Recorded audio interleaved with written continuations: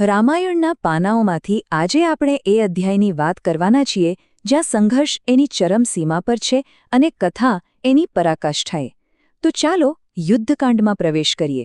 પણ યાદ રાખજો, આ માત્ર એક યુદ્ધની વાર્તા નથી, આ તો એ મહાસંગ્રામની કથા છે જ્યાં ધર્મ અધર્મની સામે ટકરાય છે અને અંતે ન્યાયનો વિજય થાય છે.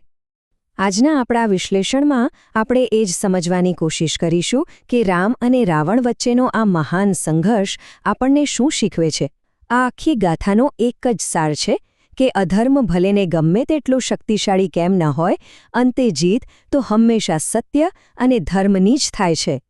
તો આપણી આજની સફરમાં આપણે યુદ્ધની તૈયારીઓથી શરૂ કરીને મુખ્ય પ્રસંગો જોઈશું, રામ રાવણના અંતિમ યુદ્ધ સુધી પહોંચીશું અને છેલ્લે વિજય અને એના ગહન અર્થને સમજીશું.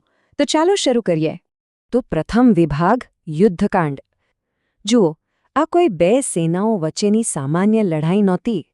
લંકાની ધરતી પર જે ખેલાવાનું હતું એ હતું ધર્મ અને અધર્મની બે મહાશક્તિઓ વચ્ચેનું એક નિર્ણાયક યુદ્ધ.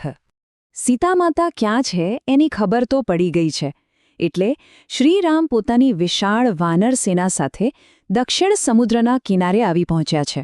પણ હવે શું? એમની અને લંકાની વચ્ચે ઊભો છે એક વિશાળ સમુદ્ર, એક એવો પડકાર જેને પાર કરવો લગભગ અશક્ય લાગતો હતો. ખરું યુદ્ધ શરૂ થાય પહેલાં કેટલીક એવી નિર્ણાયક ઘટનાઓ બને છે જેણે આખા યુદ્ધની દિશા જ બદલી નાખી. તો ચાલો જોઈએ કે લંકા પર ચઢાઈ કરતા પહેલાં કેવી તૈયારીઓ થઈ. યુદ્ધ પહેલાં 3 બહુ જ મોટી ઘટનાઓ ઘટી. સૌથી પહેલાં તો વિભીષણ, જે રાવણનો પોતાનો ભાઈ હતો, એણે અધર્મનો સાથ છોડીને શ્રીરામના શરણે આવવાનું પસંદ કર્યું. પછી મર્યાદા પુરુષોત્તમ રામે શાંતિ માટે છેલ્લો પ્રયત્ન કર્યો. એમણે અંગદને દૂત બનાવીને મોકલ્યો, પણ રાવણના અહંકારે એ તક પણ ગુમાવી દીધી. અને છેવટે જે બન્યું એ તો એક ચમત્કાર જ હતો. અતૂટ શ્રદ્ધા અને અદ્ભુત એન્જિનિયરિંગથી સમુદ્ર પર રામસેતુનું નિર્માણ થયું, જેણે વાનર સેના માટે લંકાના દરવાજા ખોલી નાખ્યા. સેતુ પાર થઈ ગયો છે, બંને સેનાઓ આમને સામને આવી ગઈ છે અને હવે લંકાની એ ધરતી પર ઇતિહાસના સૌથી ભીષણ મહાસંગ્રામનો પ્રારંભ થાય છે, જે અનેક પરાક્રમો અને નાટકીય ક્ષણોથી ભરેલો છે. યુદ્ધમાં એક ક્ષણ એવી પણ આવી જ્યારે રાવણના પુત્ર મેઘનાદે પોતાની માયાવી શક્તિથી લક્ષ્મણજીને મૂર્છિત કરી દીધા. ત્યારે હનુમાનજીએ પોતાની ભક્તિ અને શક્તિનો એવો પરચો આપ્યો કે આખો સંજીવની પર્વત જ ઉઠાવી લાવ્યા અને લક્ષ્મણના પ્રાણ બચાવ્યા. આ પછી રાવણે પોતાના વિશાળકાય ભાઈ કુંભકર્ણને જગાડ્યો, પણ શ્રીરામના હાથે એનો પણ વધ થયો. એક પછી એક મોટા યોદ્ધાઓના પતન પછી હવે એ ક્ષણ આવી ગઈ છે જેની બધા રાહ જોતા હતા. ધર્મ અને અધર્મ, એટલે કે રામ અને રાવણ, હવે આમને સામને છે. આ મહાકાવ્યનું અંતિમ અને સૌથી મોટું યુદ્ધ.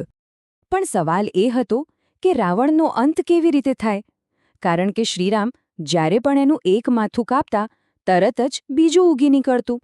રાવણ જાણે કે અજેય હતો. અને બસ આ જ નિર્ણાયક ક્ષણે વિભીષણ આગળ આવ્યા. એમણે શ્રીરામને રાવણની અમરતાનું રહસ્ય બતાવ્યું. એની નાભીમાં અમૃત કળશ છુપાયેલો છે. જ્યાં સુધી એ નષ્ટ ન થાય ત્યાં સુધી રાવણનો અંત શક્ય જ નહોતો. અને પછી આદિત્ય હૃદય સ્તોત્રના પાઠ પછી શ્રીરામે દિવ્ય બ્રહ્માસ્ત્રનું સંધાન કર્યું અને સીધો રાવણની નાભી પર પ્રહાર કરી અમૃતને સૂકવી દીધું. આ રીતે અધર્મના પ્રતીક રાવણનો અંત આવ્યો. અને એ દિવસને જ તો આપણે આજે વિજયાદશમી એટલે કે દશેરા તરીકે ઉજવીએ છીએ. રાવણના અંત સાથે જ યુદ્ધનો અંત આવ્યો અને ચારે તરફ વિજયનો ઉલ્લાસ છવાઈ ગયો. હવે 14 વર્ષનો વનવાસ પૂરો થયો હતો અને અયોધ્યા પાછા ફરવાનો સમય આવી ગયો હતો. વિજય પછી સીતા માતાએ સમાજ સમક્ષ પોતાની પવિત્રતા સાબિત કરવા અગ્નિ પરીક્ષા આપી. એ પછી સૌ પુષ્પક વિમાનમાં બેસીને અયોધ્યા પાછા ફર્યા. અને એમના સ્વાગતમાં આખી અયોધ્યા નગરી દીવડાઓથી ઝળહળી ઉઠી. એ જ તહેવાર જે આપણે આજે દિવાળી તરીકે ઉજવીએ છીએ. અને છેલ્લે શ્રીરામનો રાજ્યાભિષેક થયો, જેની સાથે એક આદર્શ શાસન એટલે કે રામરાજ્યની સ્થાપના થઈ.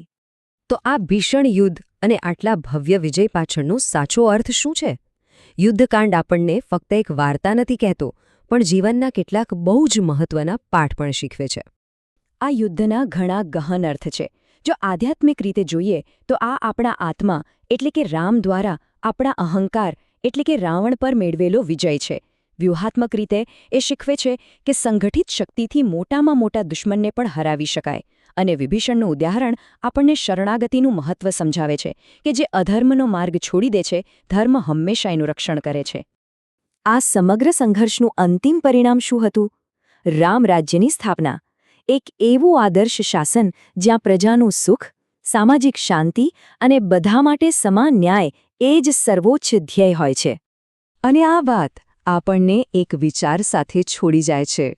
શું રામરાજ્યનો આ આદર્શ જ્યાં ન્યાય, સુખ અને શાંતિ સર્વોપરી હતા, તે આજના આધુનિક સમાજ માટે પણ એટલો જ પ્રેરણારૂપ અને પ્રસ્તુત નથી? આ પ્રશ્ન પર વિચારવા જેવો છે.